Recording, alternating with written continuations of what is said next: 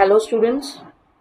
So today we'll be starting with another part of our rationalization. जैसे कि मैंने आप लोग को कल भी बताया था in my last video of the rationalization कि we'll be going to do some more questions जो कि हमारे एक level up होंगे from the NCERT, right? तो आज हम लोग उसका एक और पार्ट लेकर आए हैं.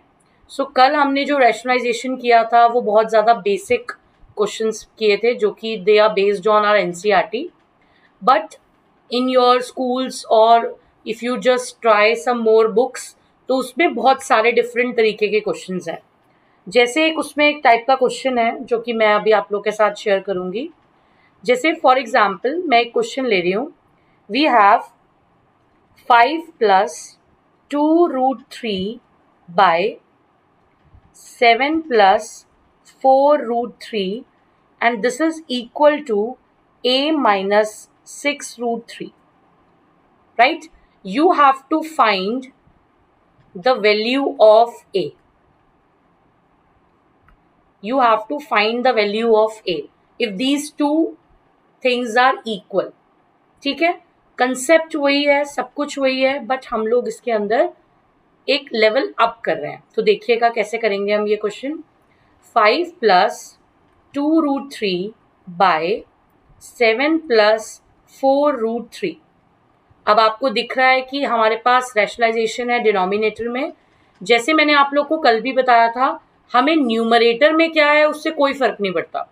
न्यूमरेटर में आपका रैशनलाइजेशन पार्ट में इरेशनल है, रैशनल है, हमें उससे कोई फर्क नहीं पड़ता. We have to check the denominator. Denominator में कोई इरेशनल पार्ट नहीं होना चाहिए. ठीक है, तो we will be multiplying it by its opposite. तो 7 plus 4√3 है, तो आप जब ध्यान से देखोगे तो इनका अपोजिट होगा 7 minus 4√3. इसको कई जगह पे कॉन्जुगेट भी बोला जाता है. दिस इज कॉल्ड 7 minus 4√3 और इसको रैशनलाइजिंग फैक्टर भी बोलेंगे. Now we'll solve by multiplying it. आपको मैंने अब ये देखिए ऊपर बाइनोमियल मल्टीप्लिकेशन हो गया जो कि हमने पहले भी आप लोग के साथ डिस्कस किया था जब मैंने ऑपरेशंस ऑन इरेशनल नंबर कराया था.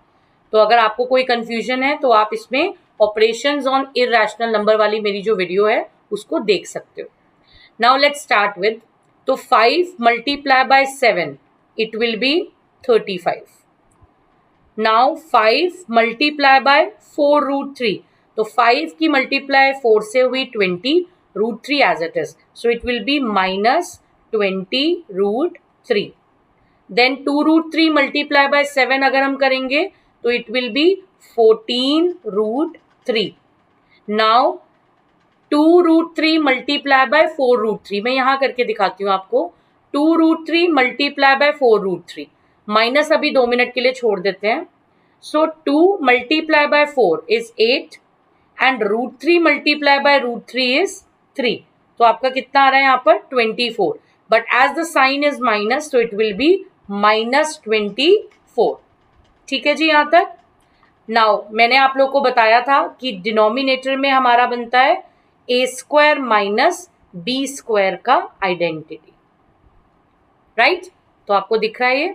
Now we will solve the like terms. तो अब आप न्यूमरेटर में देख रहे हैं 35 माइनस 24. 35 माइनस 24 आपका कितना होता है 11. माइनस 20√3 एंड 14√3 भी आपके लाइक हैं.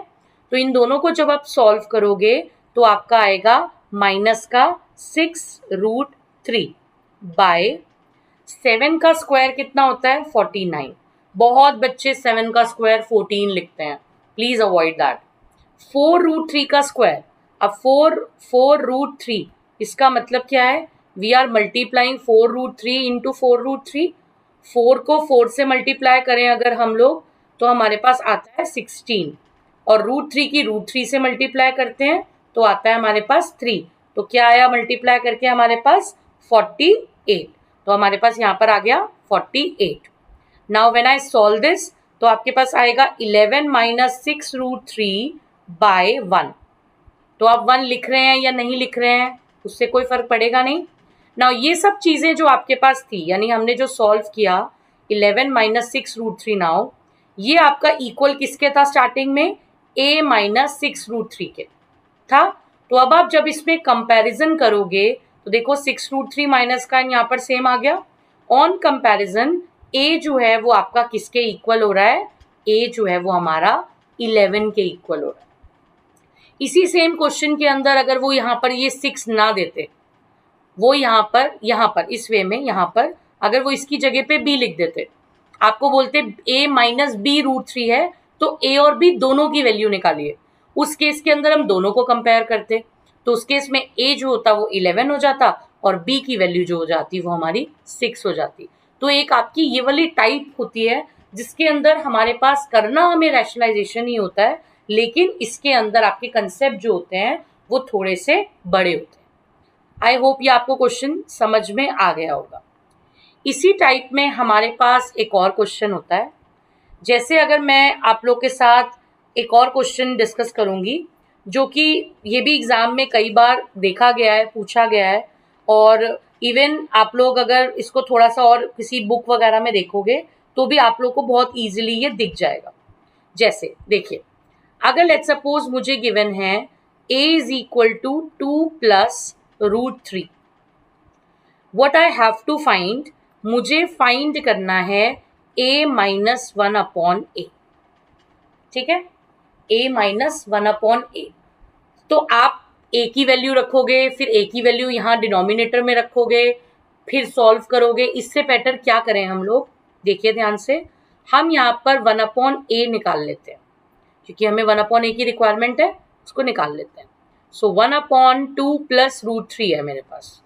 अब मैं अगर इसको सॉल्व करती हूँ तो 2 माइनस √3 अपॉन 2 माइनस √3 होगा, रैशनलाइजेशन होगा हमारा। व्हेन आई सॉल्व दिस तो it will be 2 minus √3 by, यहाँ पर क्या होगा आपके पास, 2 का स्क्वायर माइनस का √3 का स्क्वायर, यही होगा। आपने जब इसको सॉल्व किया तो 2 माइनस √3 अपॉन 4 माइनस 3, क्योंकि मैंने आप लोग को बताया था √3 का स्क्वायर 3 होता है। तो आपके पास 1 अपॉन a का जो वैल्यू आया वो आया 2 माइनस √3, ये आया आपके पास वैल्यू। अब मुझे जब a माइनस 1 अपॉन a निकालना है तो वो क्या होगा, a क्या है मेरा 2 प्लस √3 माइनस, और 1 अपॉन a मैंने अभी निकाला 2 माइनस √3, राइट। तो 2 प्लस √3, आप इसमें माइनस अंदर लेके जाओगे तो साइन चेंज हो जाएगा, -2 प्लस √3। ठीक है, नंबर और नंबर आपके देख रहे हैं 2 and -2 0 होता है, और जब आप इसको सॉल्व कर रहे हैं तो जब आप √3 और √3 को ऐड करते हैं तो आपके पास 2√3 आता है। आई होप ये आपको याद होगा जब हमने इसमें भी ऑपरेशंस ऑन इरैशनल नंबर के कंसेप्ट किए थे, उसके अंदर भी हमारा ये वाला कंसेप्ट यूज हुआ था। आई होप ये आप लोग को क्लियर है। तो मैं आप लोग को एक और क्वेश्चन दे रही हूँ, आई होप आप उसको ट्राई करोगे। जैसे अगर मेरे पास था x is equal to 3 minus √8, ठीक है, और आपको फाइंड करना है x plus 1 upon x। Similar type of question है, आप इसको घर पे ट्राई कर सकते हो। ठीक है, अब इसके बाद हमारे पास कुछ और इसके अंदर टाइप आते हैं। जैसे अब मैं अगर इसके अंदर एक और टाइप लेकर आती हूँ, देखिए let's do one more type. तो हमारे पास लेट्स सपोज है x is equal to 5 plus √3 upon 5 minus √3, और जो हमारे पास y है वो हम ले लेते हैं let's suppose 5 minus √3 upon 5 plus √3। आपको क्या फाइंड करना है, आपको इसके अंदर फाइंड करना है, लेट्स सपोज आपने इसके अंदर x square plus Y square find करना है। ठीक है, हमें क्या फाइंड करना है यहाँ पर, x square plus Y square. चलिए स्टार्ट करते हैं। x स्क्वायर नहीं निकालने लग जाएंगे, पहले हम x को सिंप्लीफाई करेंगे, फिर हम y को सिंप्लीफाई करेंगे, बाद में हम इसको सॉल्व करेंगे। देखो x इज इक्वल टू क्या होगा, 5 प्लस √3 अपॉन 5 माइनस √3 है, रैशनलाइज करते हैं इसको, तो 5 प्लस √3 अपॉन 5 प्लस √3 ही रैशनलाइज होगा। ठीक है जी, साथ साथ करें दोनों। ठीक है, दोनों साथ साथ कर लेते हैं। अगर आपको लगता है नहीं साथ नहीं करना है तो आप अलग अलग कर सकते हो। तो देखो 5 माइनस रूट 3 है, अपॉन में 5 प्लस रूट 3 है। रैशनलाइज करते हैं तो 5 माइनस रूट 3 हो जाएगा और 5 माइनस रूट 3 हो जाएगा।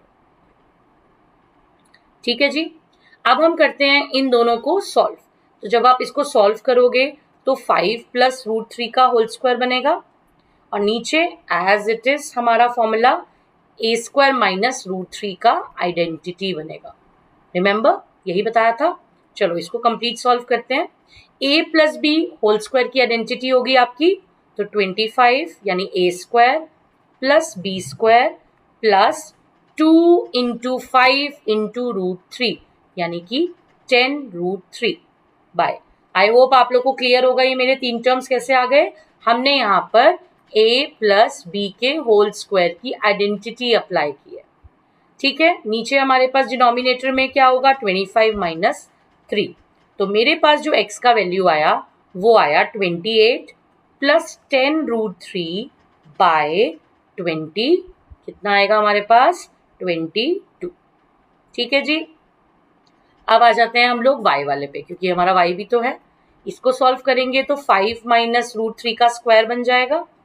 नीचे हमारे पास सेम ए स्क्वायर माइनस बी स्क्वायर की हमारे पास आइडेंटिटी बन रही है।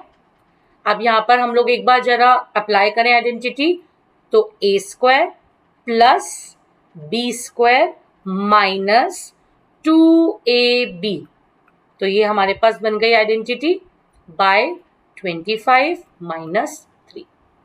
तो y इज इक्वल टू कितना हो जाएगा 28 माइनस 10 रूट 3 अपॉन 22। ठीक है जी, x भी आ गया y भी आ गया। अब हमारे पास है यहाँ पर x square plus Y square. तरीका तो है कि आप इसका होल स्क्वायर कर दीजिए, फिर इसका भी होल स्क्वायर कर दीजिए और सॉल्व कर दीजिए। तरीका ये भी है, लेकिन अगर आप इस क्वेश्चन को इस तरीके से स्क्वायर लेकर सॉल्व करोगे तो क्या आपको लगता है कि हमारी कैलकुलेशन ईजी हो जाएगी? नहीं होगी। तो अब हम इसके अंदर एक ट्रिक यूज करेंगे, इसको बहुत ध्यान से देखिएगा।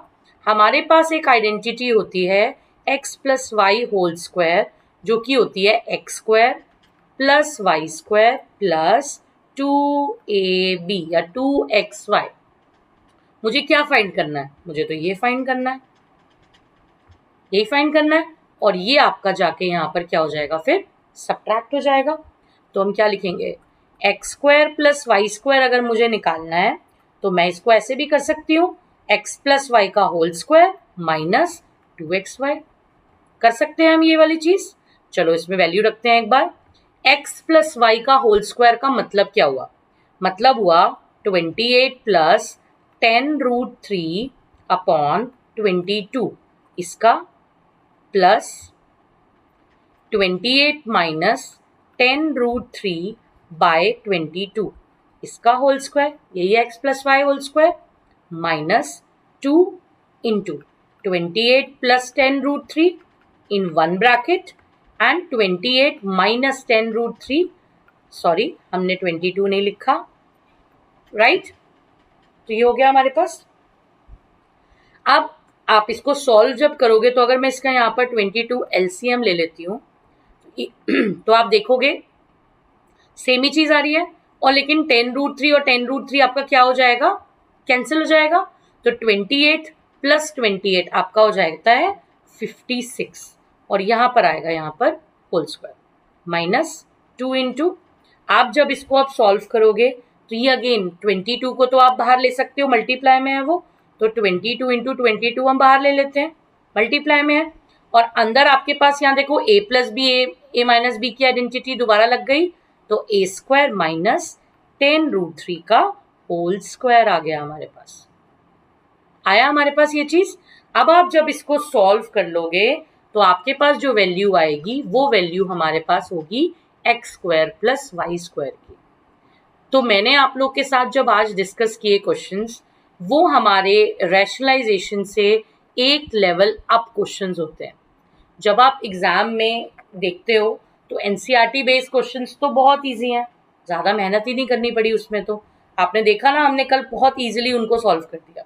लेकिन जब हम बात करते हैं हमारी रैशनलाइजेशन के थोड़े से टिपिकल क्वेश्चंस की, तो वो इस टाइप के क्वेश्चंस आते हैं जिसमें आइडेंटिटीज वाले क्वेश्चन आएंगे, जिसके अंदर ए या बी निकालने वाले क्वेश्चंस आएंगे।